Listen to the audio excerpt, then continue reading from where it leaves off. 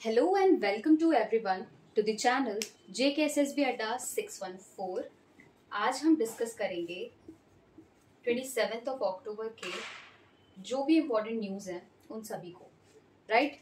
तो चलिए पहली न्यूज़ के साथ आपको लेके चलते हैं जो कि जुड़ा है इजिप्ट से। इजिप्ट आप सभी को आई होप कि पता होगा, ये एक अफ्रीकन कंट्री है, राइट। अफ्रीकन कंट्री है। हाल ही में हुआ क्या है, WHO ने इजिप्ट को डिक्लेयर कर दिया है मलेरिया फ्री, डिक्लेयर कर दिया है मलेरिया फ्री कंट्री, राइट। 2024 में अगर बात की जाए तो इजिप्ट दूसरा ऐसा देश बन चुका है, सेकेंड कंट्री बन चुका है जिसे WHO ने मलेरिया फ्री डिक्लेयर किया है, राइट। अब अगर इजिप्ट सेकेंड कंट्री बन चुका है 2024 में, तो पहली कंट्री भी तो कोई होगी। पहली कंट्री है कैबो वेर्डे, राइट। पहली कंट्री ये है 2024 की जिसे मलेरिया फ्री WHO ने डिक्लेयर किया था, और अब इजिप्ट को डिक्लेयर कर दिया है मलेरिया फ्री, ठीक है। 2024 में ये दूसरा देश बन चुका है। ओवरऑल अगर अफ्रीका में देखा जाए तो ये पांचवा देश बन चुका है, फिफ्थ अफ्रीकन कंट्री जिसे मलेरिया फ्री डिक्लेयर किया गया है, राइट। इजिप्ट ने बहुत अच्छा काम किया है for the eradication of malaria. इसी वजह से WHO ने इन्हें ये सर्टिफिकेट दे दिया है, राइट। अब इजिप्ट आया तो इजिप्ट के बारे में जरा जान लीजिए। ये तो मैंने आपको बता दिया कि ये एक अफ्रीकन नेशन है। तो इजिप्ट की कैपिटल क्या है? कैपिटल है कायरो। कायरो को कहा जाता है गिफ्ट ऑफ नाइल। नाइल नदी आप सभी को पता होगा, नील नदी जो कि दुनिया की सबसे लॉन्गेस्ट रिवर है, राइट। तो कायरो को कहा जाता है gift of Nile. Cairo Egypt की कैपिटल है। और WHO आया है। WHO यानी कि वर्ल्ड हेल्थ ऑर्गेनाइजेशन। इसके अंडर में टोटल इन्होंने कितनी कंट्रीज को मलेरिया फ्री डिक्लेयर कर दिया है अब तक? तो 44 कंट्रीज हैं और 1 टेरिटरी है जिसे WHO ने मलेरिया फ्री का सर्टिफिकेशन दे दिया है। वर्ल्ड हेल्थ ऑर्गेनाइजेशन, तो इसका हेडक्वार्टर भी कहीं होगा। इसका हेडक्वार्टर लोकेटेड है जेनेवा जो कि कहाँ पे प्रेजेंट है? स्विट्जरलैंड में, राइट। ये जुड़ा था इस न्यूज से। आपको क्या याद रखना है? 2024 का दूसरा देश इजिप्ट बन चुका है जिसे मलेरिया फ्री का सर्टिफिकेशन WHO ने दे दिया।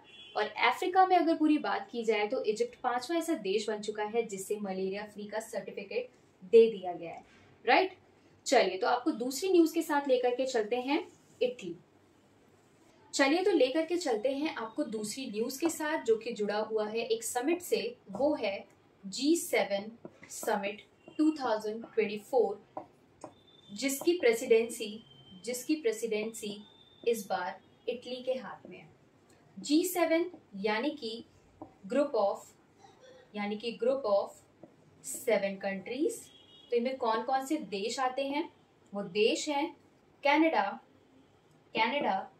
France, Germany, Japan, US, UK और इटली, राइट। पहले ये हुआ करता था G8 कंट्रीज क्योंकि रशिया इसका पार्ट था। Russia was part of it. लेकिन 2014 में रशिया ने क्या किया? रशिया ने क्रीमिया नाम के देश को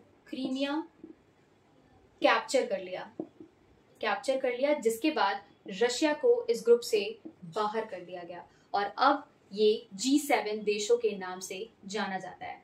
2024 में इसकी प्रेसिडेंटशिप इटली के पास है, राइट। जून में यहाँ पर कंडक्ट किया गया था हेड ऑफ कंट्रीज की बैठक, जिसमें भारत तो इसका पार्ट नहीं है लेकिन इंडिया को एज अ गेस्ट इनवाइट किया गया था, जिसके लिए यहाँ पर हमारे प्राइम मिनिस्टर नरेंद्र मोदी जी ने पार्टिसिपेट किया था, राइट। जून की ये मैं बात बता रही हूँ कि नरेंद्र मोदी जी ने यहाँ पर पार्टिसिपेट किया था। अभी अक्टूबर में क्या हो रहा है? 19 अक्टूबर को यहाँ पर कंडक्ट किया गया डिफेंस मिनिस्टर्स की समिट। डिफेंस मिनिस्टर्स की समिट, इस वजह से ये दोबारा न्यूज़ में आया है, तो आपको ये याद रखना है। अब इटली आया है तो इटली के बारे में जान लीजिए। इटली जो कि एक यूरोपियन नेशन है, इसकी कैपिटल है रोम। एट प्रेजेंट यहाँ की प्राइम मिनिस्टर हैं जॉर्जी मेलोनी जी, जो कि सारे डेलीगेट्स का वेलकम कर रही हैं as a prime minister here.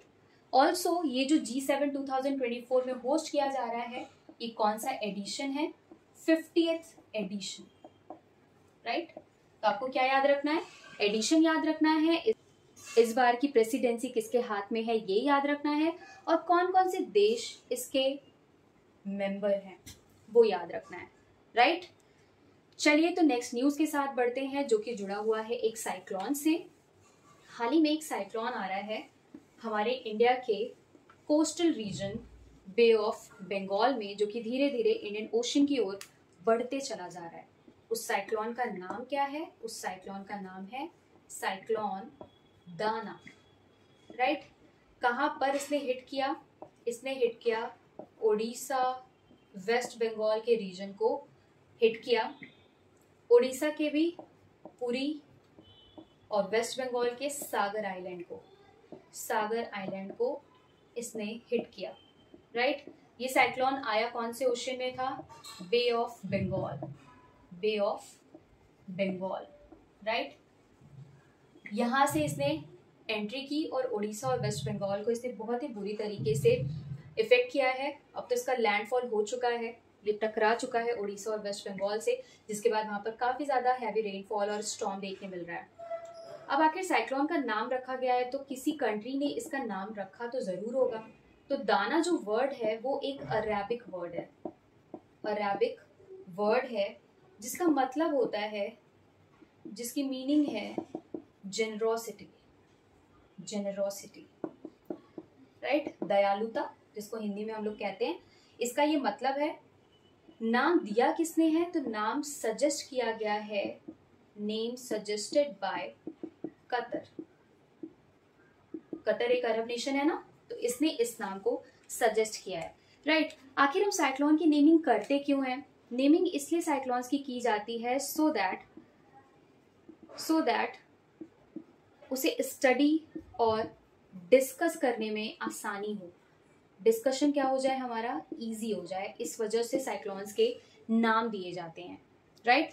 तो ये कहाँ पर आया है, कौन से ओशन में, किस एरिया को इसने इफेक्ट किया भारत के, वो याद रखना है, और किस कंट्री ने इसका नाम दिया है वो याद रखना है। आपको इतनी चीज यहाँ से याद रखनी है। एक और नेक्स्ट न्यूज जान लीजिए, जो कि एक स्कीम से जुड़ा हुआ है। उस स्कीम का नाम है उड़ान स्कीम, यानी कि उड़े देश का आम नागरिक, ये इसका फुल फॉर्म है, राइट। इस स्कीम को लॉन्च किया गया था 21 अक्टूबर 2016 में।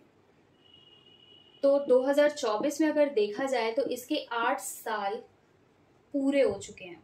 कितने साल पूरे हो चुके हैं? 8 साल पूरे हो चुके हैं। लेकिन अब इस स्कीम को एक्सटेंड कर दिया गया है फॉर 10 ईयर्स, 10 सालों के लिए और बढ़ा दिया गया है। आखिर ये स्कीम लॉन्च क्यों की गई थी? ताकि रीजनल कनेक्टिविटी प्रोवाइड की जा सके, यानी कि जो छोटे छोटे एयरपोर्ट्स हैं उनमें प्रॉपर कनेक्टिविटी को हम इस्टेब्लिश कर सके। इस वजह से इस स्कीम को लॉन्च किया गया था, राइट। तो कब इस स्कीम को लॉन्च किया गया था वो आप याद रखना, इसका फुल फॉर्म याद रख लेना, और अभी जो एक्सटेंशन इसको मिला है कितने ईयर्स का वो याद रख लेना।